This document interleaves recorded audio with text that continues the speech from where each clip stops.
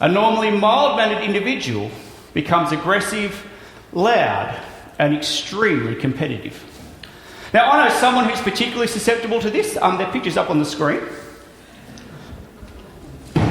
I must admit, I've got a bit better as I've mellowed, as I've got a bit older, and realised that as you're playing lower and lower grades, the stakes are lower and lower. But certainly in my younger years, I was intensely competitive. Don't mean I was very good, but I was competitive. And I'm pushing the limit as far as I could.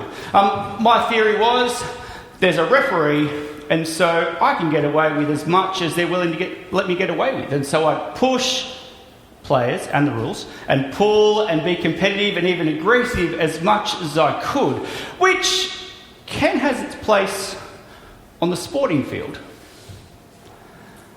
But it's a terrible way to live life.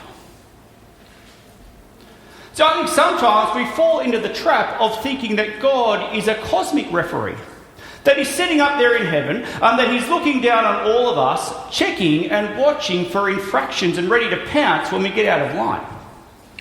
And so then we can sometimes think that our responsibility is to push as close to that line as we can, to try to get away with as much as we possibly can before God has to come down on us like a ton of bricks. That we want to look for loopholes, that we can get away with things and be like, well, technically, I didn't really sin.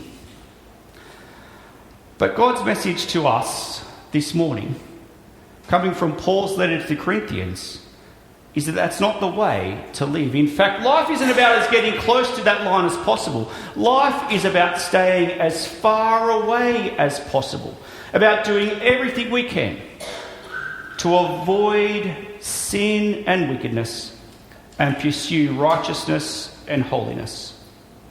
And if our Bible reading had have gone for one more verse, we would have read where Paul tells the Corinthians, flee from idolatry. It's that simple. God's message to the Corinthians, God's message to us this morning, flee from idolatry.